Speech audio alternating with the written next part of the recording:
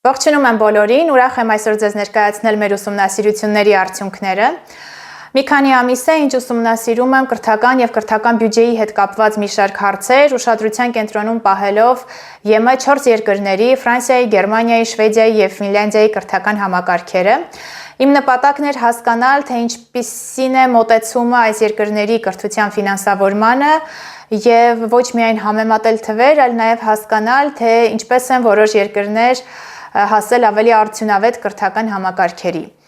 Սկսեմ ռազմավարությունից, որը 2015 թվականին ՄԱԿ-ի կողմից ընդունված կայուն զարգացման բանաձև 2030 օրակարգն էր,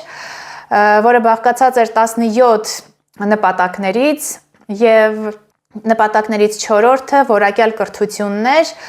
որը միտված էր որակյալ եւ ներառական կրթություն ապահովել բոլորին, եւ այս նպատակների հայտ գալուց հետո մի շարք միջազգային կազմակերպություններ անմիջապես սկսեցին զբաղվել ռազմավարությունների մշակմամբ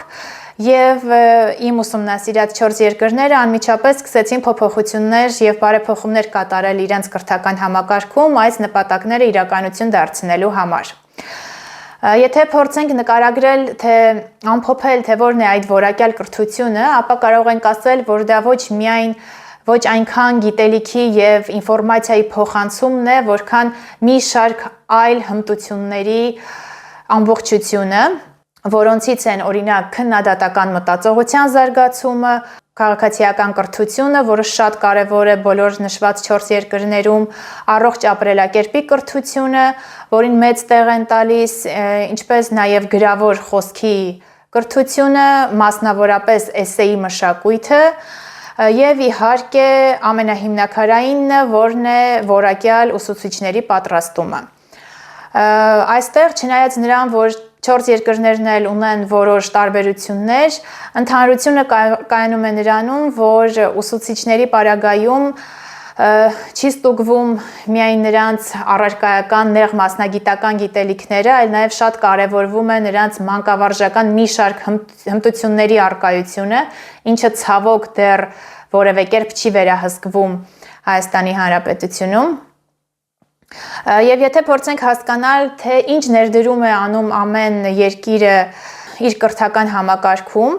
ապա կարող ենք տեսնել, որ Շվեդիան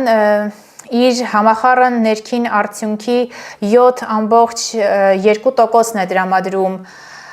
կրթության ոլորտին, Ֆինլանդիան 6.3%, Ֆրանսիան 5.4% եւ Գերմանիան 4.9%։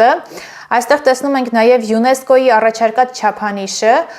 որը հիմնված է բազմաթիվ հետազոտությունների վրա, որ որակյալ կրթություն ունենալու համար անհրաժեշտ է տրամադրել ՀՆԱ-ի առնվազն 4-ից 6%, եւ այստեղ տեսնում ենք, որ բոլոր 4 երկիրն էլ առնվազն համապատասխանում է այս չափաբաժնին, որոշ դեպքերում անգամ գերազանցում է այն։ Եվ այստեղ կարող ենք տեսնել, որ ոլորտներում են ներդրվում այս գումարները, որքան էլ գումար տրամադրվի, եթե այն նպատակային չօգտագործվի, որևէ որակյալ փոփոխություն իհարկե տեղի չի ունենա։ Եվ այստեղ տեսնում ենք, որ ամենամեծ բաժինը դա ուսուցիչների աշխատավարձներն են բոլոր 4 երկրներում։ Իդեպ այստեղ ներառված է աշխատավարձների մեջ նաև վերապատրաստումները եւ ատեստավորումները, այն ամեն ինչը ինչ անհրաժեշտ է որակյալ ուսուցիչ պատրաստելու համար։ Օրինակ Ֆրանսիան այս ոլորտին տրամադրում է հանրակրթության բյուջեի 40%-ը։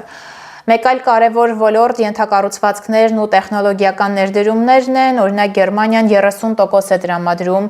այս ոլորտին, ինչպես նաև մեկ բարդ, բայց շատ կարևոր ոլորտ, որին մեծ ուշադրություն է դարձվում, դա հատուկ կարիքի ոլորտն է, օրինակ Շվեդիան հանրակրթության բյուջեի 20%-ը ներդնում է հենց այս ոլորտի մեջ։ Եվ հենց այս բոլոր ներդրումները ու բաղադրիչները կազմում են այն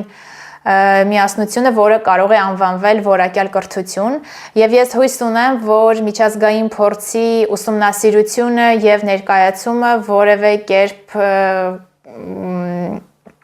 կփոխի, կբարելավի նաեւ Հայաստանի կրթական համակարգը։ Ձեզ էլ մաղթում եմ հաճելի շարունակություն եւ հետաքրքիր զրույցներ։